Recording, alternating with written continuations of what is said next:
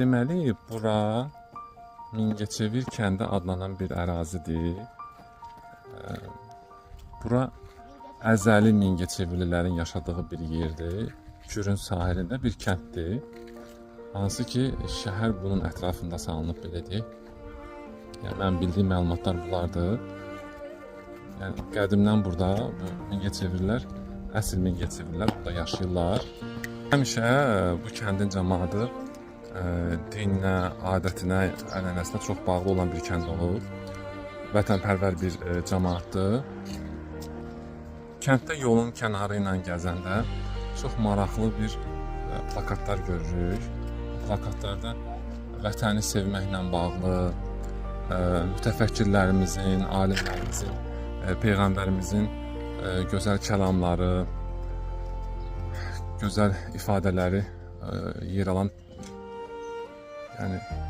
plakatlar görürük. Salam aleyküm. Görürsünüz, adam tanımır amma salam verdi. Mən də onu tanımıram əslində. Çox gözəl adət ənənəsi var. Və dediyim kimi, həmişə bir-birinə dayaq olurlar, bir-birinin arxasında dururlar. Çox gözəl şəkildə birlik bərabərlik içində yaşayırlar.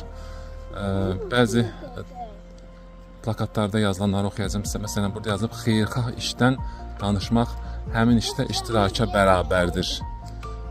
Və belə gözəl. Sonra bu kəndin şəhidləri də var. Həm 1-ci Qarabağ müharibəsində, həm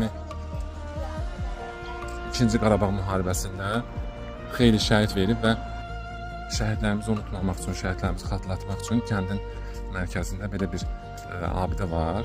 Bunu insanlar öz təşəbbüsü ilə düzəldiblər.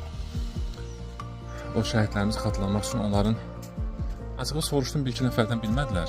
Yerli cəmaat deyildi. Deyəsən, doğum günlərində o şəhidlərin şəkillərini qoyurlar həmin abidənin mərkəzinə. Həmin ay boyunca, növbəti şəhidimizin doğum gününə qədər həmin şəhidimizin şəkli orada qalır. Gələn gənclər də, oradan keçənlər də görürlər, xatırlayırlar və unutmurlar. Dolayısıyla beləcə vətənpərvər ruhda yetişirlər. Neçənci ilə doğulmuşdu? 1957.